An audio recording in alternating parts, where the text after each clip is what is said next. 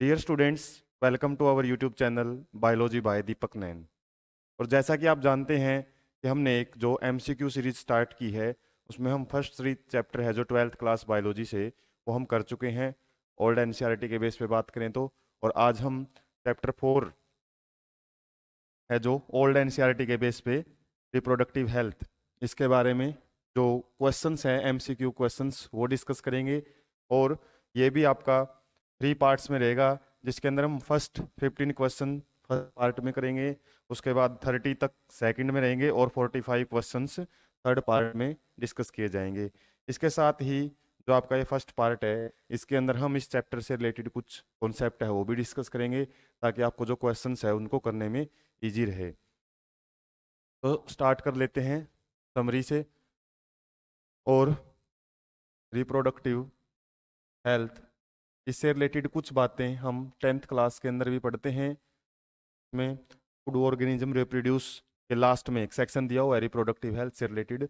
और इस चैप्टर में ये चैप्टर एक अवेयरनेस से रिलेटेड चैप्टर है। यहाँ पे हम कुछ बातें हैं, जनरल बातें हैं, उनका यहाँ पे डिस्कशन किया हुआ है जो हमको पता होना बड़ा जरूरी है। और इसमें कुछ बातें क्या क्या हैं, सबसे पहले तो यही बताया हुआ है कि जो रिप्रोडक्टिव हेल्थ क्या होती है, इसकी डेफिनेशन। और रिप्रोडक्टिव हेल्थ मीन्स रिप्रोडक्टिव जो ऑर्गन्स होते हैं वो नॉर्मली फंक्शन करते हैं, उनसे रिलेटेड कोई भी डिजीज है उनका एक प्रॉपर मेडिसिन या फिर उनका ट्रीटमेंट हमारी सोसाइटी में अवेलेबल है। तो कुछ बातें यदि कि सोसाइटी में पाई जाती हैं तो उसी को हम क्या बोलते हैं, रिप्रोडक्टिव हेल्दी सोसाइटी। जैसे वहाँ पे लोगों को अवेयरनेस है सेक्स रिलेटेड जो मैटर्स हैं उनसे रिलेटेड, इसके अलावा रिप्रोडक्टिव रिलेटेड जो मैटर्स हैं जैसे इन्फेंट वगैरह है जो उसकी डेवलपमेंट कैसी है, प्रेगनेंसी से रिलेटेड है, फर्टिलाइजेशन से रिलेटेड है, इनफर्टिलिटी है, सेक्सुअल ट्रांसमिटेड डिजीज हैं। यदि ये चीज़ें अवेयर्ड हैं एक सोसाइटी के अंदर तो उसको हम रिप्रोडक्टिवली हेल्थी सोसाइटी बोलते हैं। इसके अलावा गवर्नमेंट के द्वारा भी काफ़ी इनिशिएटिव है वो किए जाते हैं, ताकि टाइम टू टाइम लोगों को इससे रिलेटेड अवेयर किया जा सके।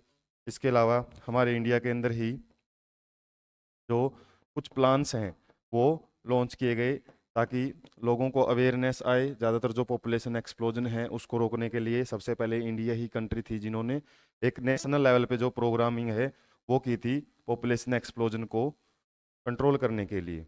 तो कुछ जनरल सी बातें हैं इसमें। इसके अलावा कुछ साइंटिफिक टर्म भी हैं, जैसे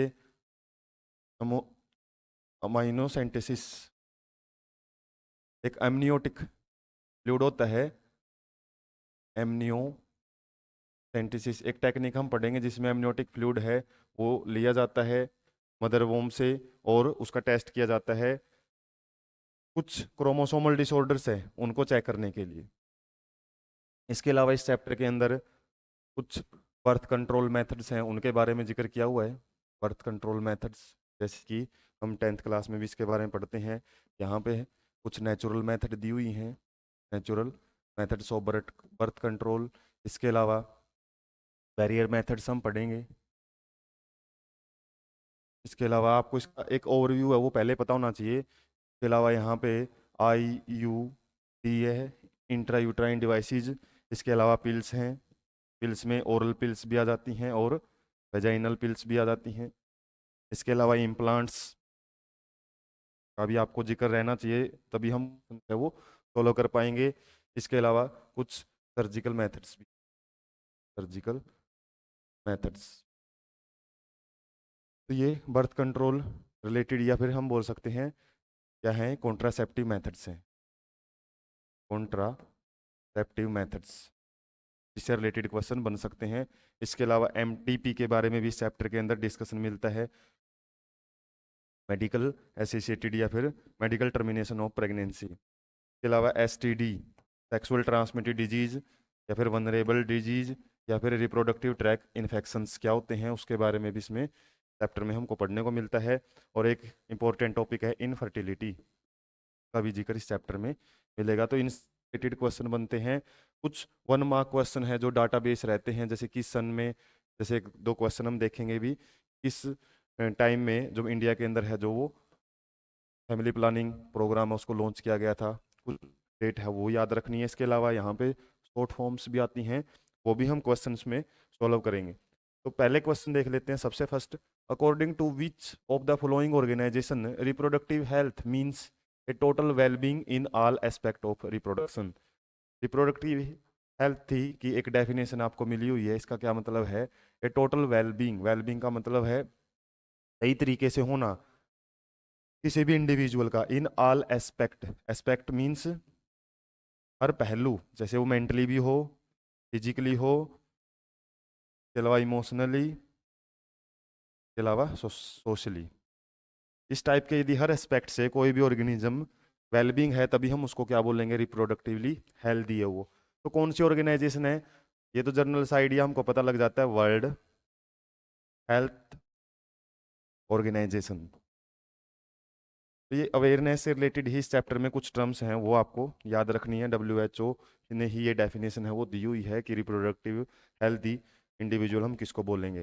नेक्स्ट क्वेश्चन देख लेते हैं। Which one of the amongst following is first country in the world to initiate action plans and programmes at national level? ये हमने डिस्कस किया था, इंडिया ही है ने सबसे पहले 1951 के अंदर ही फैमिली प्लानिंग है वो प्रोग्राम है उनको लॉन्च कर दिया था। नेक्स्ट, फैमिली प्लानिंग से रिलेटेड जैसे क्वेश्चन बनी गया तो किस सन में? 1951 के अंदर है इंडिया के अंदर इसको इनिशिएट किया गया था। ये डायरेक्ट क्वेश्चन है, इससे रिलेटेड तो डाटाबेस क्वेश्चन है आपको याद ही रखने पड़ेंगे। RCH ये फुल फॉर्म आपसे पूछी हुई है इस चैप्टर में, काफ़ी फुल फॉर्म आती हैं। जैसे बताया था STD, वनरेबल डिजीज, RTI क्या होती है, अभी तीनों टर्म्स मैंने यहाँ पे बताई थी। Sexual transmitted disease, venereal disease, RTI reproductive tract infection. इसके अलावा जैसे RCH आ गया है अभी, इसका मतलब क्या होता है? Reproductive and child health care. ये NCERT में दी हुई है इसकी डेफिनेशन। इसके अलावा CDRI ये भी हम पढ़ेंगे, सेंट्रल ड्रग रिसर्च इंस्टीट्यूट। इसके अलावा यहाँ पे कुछ और भी मिलेंगे आपको, जैसे फर्टिलिटी वाली जो टॉपिक है उसके अंदर मिलती हैं काफ़ी सारी। इसके अलावा एड्स है, acquired immuno deficiency syndrome, HIV, human immuno human immuno virus, एक वायरस है जो कि एड्स डिजीज है उसको कोज करता है। इसके अलावा गिफ्ट, एक गिफ्ट, एक इंट्रा साइटोप्लाज्मिक स्पर्म इंजेक्शन, के अलावा एम्ब्रियो ट्रांसफर। तो ऐसी काफ़ी सारी इसके अंदर क्या है, एब्रीवेशंस हैं जिसकी आपको फुल फॉर्म के रिलेटेड क्वेश्चन बन सकता है। तो यहाँ पे हम देख सकते हैं reproductive and child health care एक क्या है, ये डिपार्टमेंट है इंडिया के अंदर जो कि क्या करता है? रिप्रोडक्टिव प्रोडक्शन से related जो भी मैटर्स हैं या फिर चाइल्ड हेल्थ केयर से रिलेटेड जो भी अलग अलग प्लान्स हैं इंडिया के अंदर, ये प्रोग्राम्स हैं उनको लॉन्च करता है। और इसकी जिम्मेदारी के अंदर, रिस्पॉन्सिबिलिटी के अंदर है वो प्रोग्राम लॉन्च किए जाते हैं, उनका मतलब ये देखा जाता है कितना वो आगे अप्रोच कर पा रहे हैं। The techniques which makes use of amniotic fluid, ये एमनियोटिक फ्लूइड कहाँ होता है? Around developing fetus in the uterus. Uterus के अंदर एक फ्लूइड प्रेजेंट होता है ग्रोइंग fetus के सराउंडिंग में जब ड्यूरिंग द प्रेगनेंसी। और इस फ्लूइड के अंदर क्या होते हैं? कुछ सेल्स, कुछ टिश्यू, खासकर कुछ सेल्स हैं या फिर कुछ सिक्रीशंस हैं, सिक्रीशंस फ्रॉम द फीटस वो प्रेजेंट होती हैं। और इस फ्लूइड को हम एग्जामिन करके क्या पता लगा सकते हैं? जैसे बताया था कि उसके अंदर कोई ऐसी डिजीज ना हो जो उसको, जेनेटिक डिजीज ऐसी ना हो जो अनक्यूरेबल हो, या फिर उसका क्योर यदि पॉसिबल है तो हम अर्ली स्टेज में उसको इलाज कर सकें। लेकिन इसका मिसयूज किसके लिए किया जाता है? सेक्स डिटर्मिनेशन के लिए। सेक्स डिटर्मिनेशन के लिए इस मेथड का जो मिसयूज किया जाता है, इससे पता लगाया जाता है कि ग्रोइंग फिटस बॉय है या गर्ल है। यदि गर्ल है तो उसको इंडिया के अंदर या फिर कुछ अदर कंट्रीज में भी क्या किल करवा दिया जाता है? फिटिसाइड्स जिसको बोला जाता है, भ्रूण हत्या, फीमेल फिटिसाइड्स खासकर। उसको रोकने के लिए ये टेक्निक है बहुत ही ऐसी क्रिटिकल कंडीशन में ही यूज की जाती है। तो इसको हम क्या बोलते हैं? इम्यूनोसेंटेसिस बोला जाता है।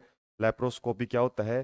पेल्विस रीजन में या फिर एब्डोमिन रीजन के अंदर जब डॉक्टर क्या करता है? इंटरनल ऑर्गन्स की स्टडी करता है, लेप्रोस्कोपी।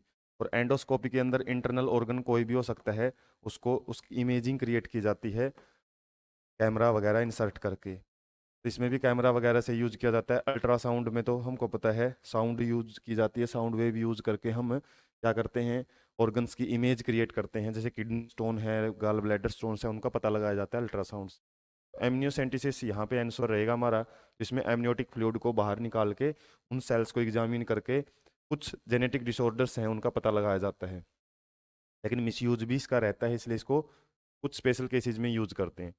सहेली एक प्रकार की ओरल कॉन्ट्रासेप्टिव है या फिर ओरल कॉन्ट्रासेप्शन है, पिल्स में आती है, ये टेबलेट है और ली जाती है, जो कि क्या करती है, एक बर्थ कंट्रोल मेथड के रूप में यूज की जाती है। तो ये किसके द्वारा डेवलप की गई, तो ये central drug research institute Lucknow,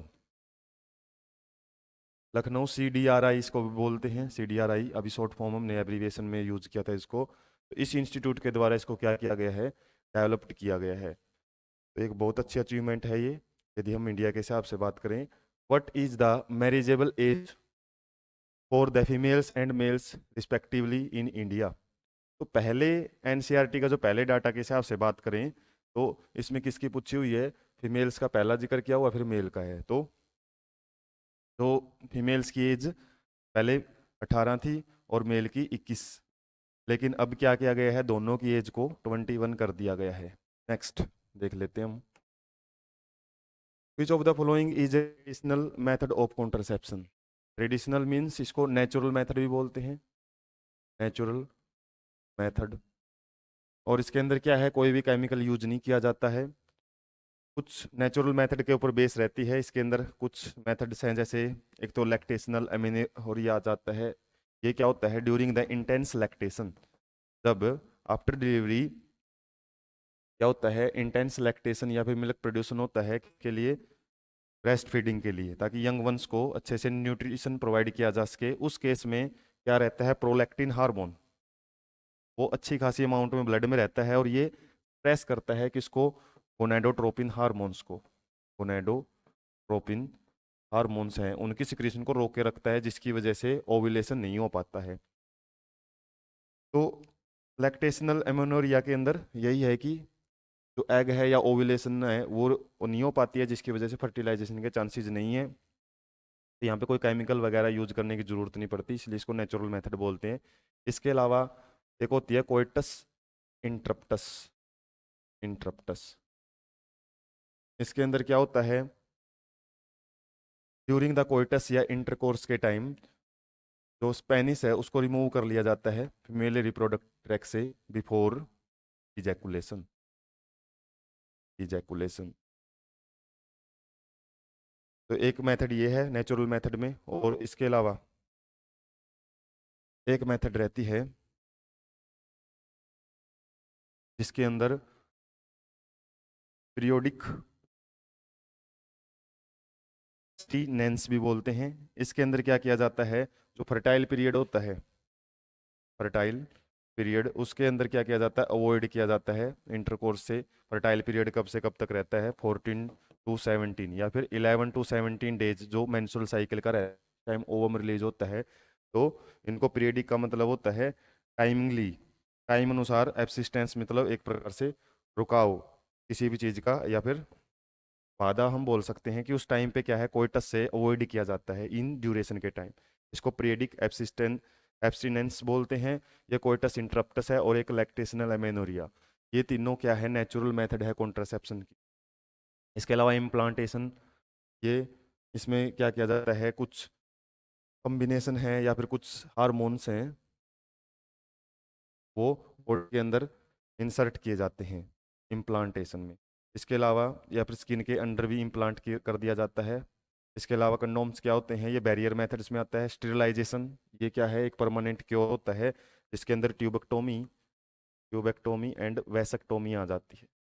vasectomy में तो क्या करेंगे हम, जो एसेसरी डक्ट होती है फीमेल के अंदर, फैलोपियन ट्यूब, और मेल के अंदर वास्ट डिफरेंस, उनको क्या कर दिया जाता है, ब्लॉक कर दिया जाता है, कट करके टाई कर दिया जाता है। तो ये नेचुरल मेथड में लैक्टोशनल एमोनोरिया, इसके अलावा पीरियडिक एब्सिस्टेंस भी आ जाता है, तो वो एंसोर रहता।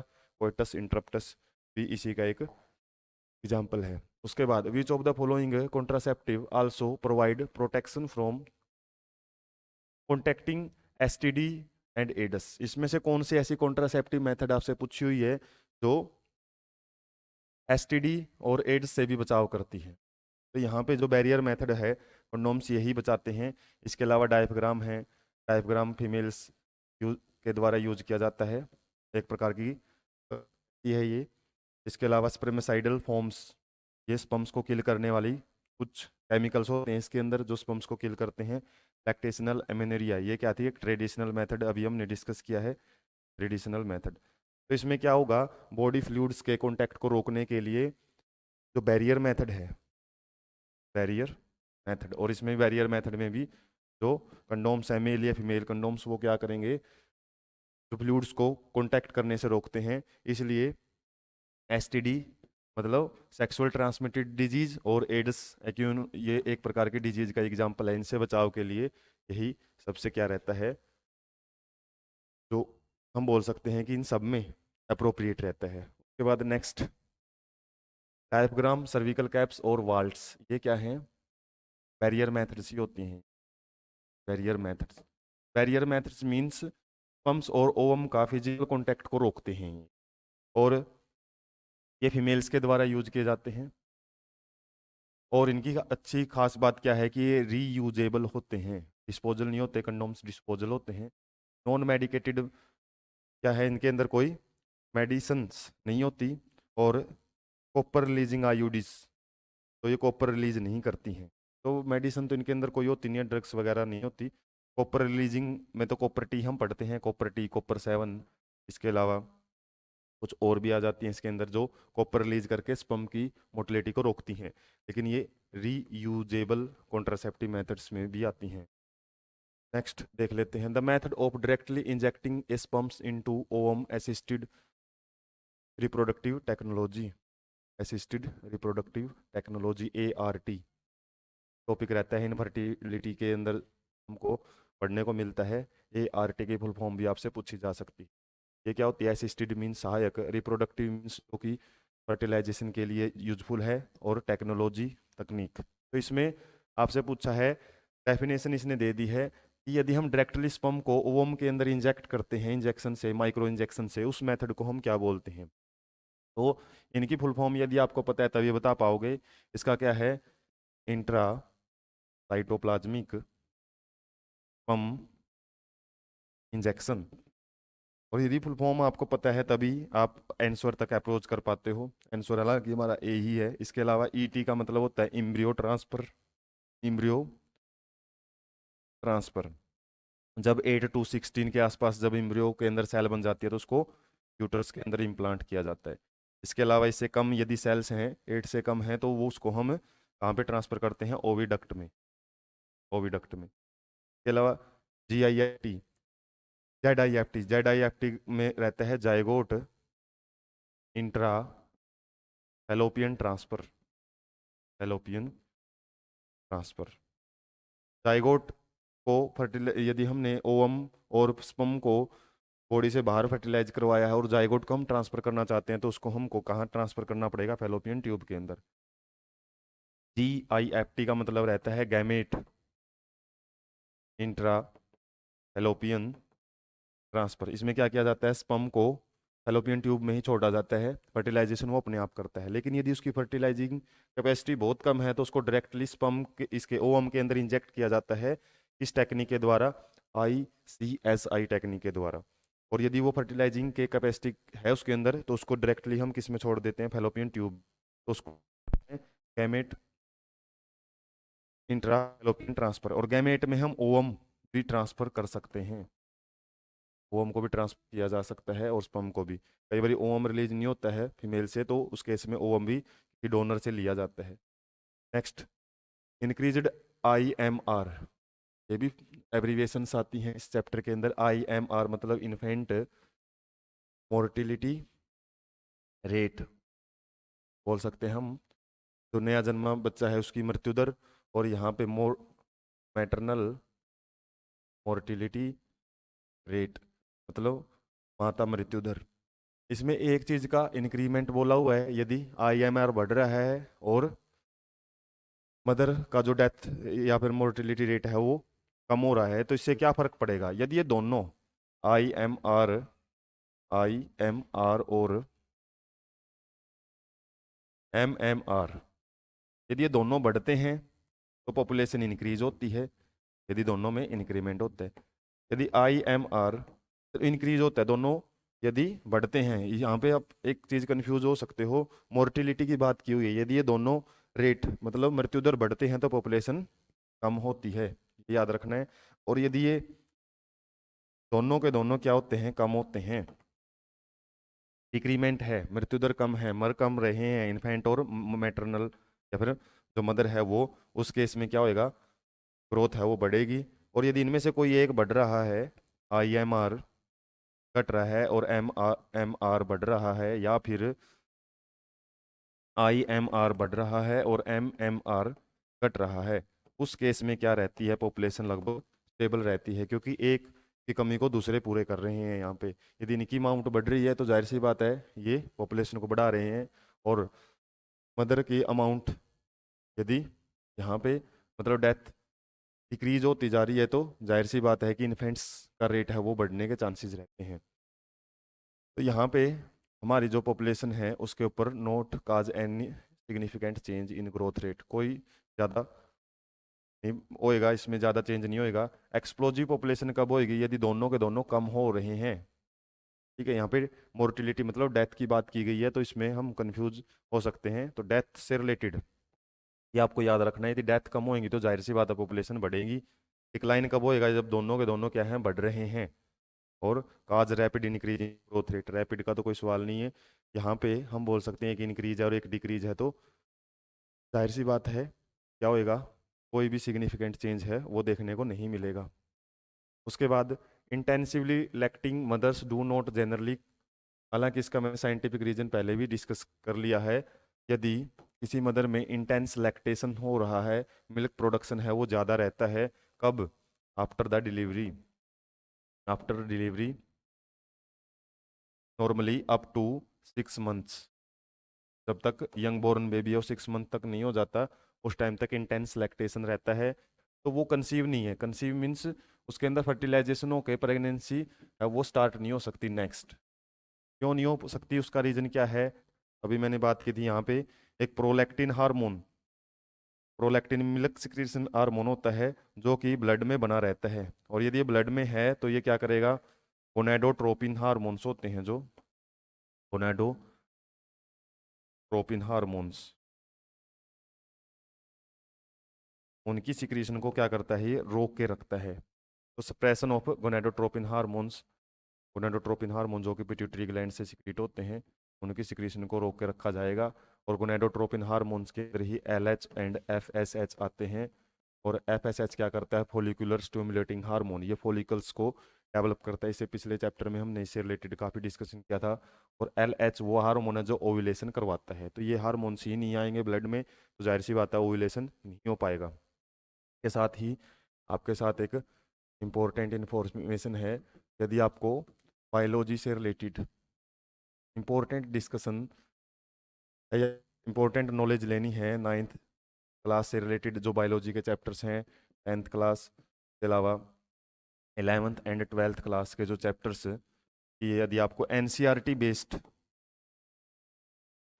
बेस्ड इंपॉर्टेंट क्वेश्चंस या फिर इंपॉर्टेंट जो नोट्स से स्टडी करनी है, तो इसके लिए आप एक चैनल है जो बायोलॉजी बाय दीपक एन, तो वहाँ से आप totally restricted to NCERT biology से रिलेटेड आप वहाँ डिस्क को कर सकते हो।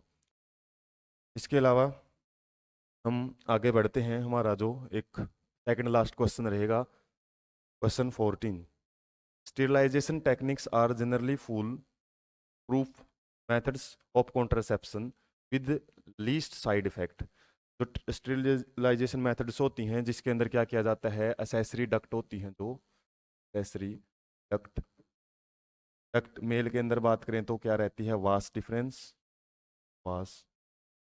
और जबकि फीमेल में क्या रहती है, ओविडक्ट, ओविडक्ट।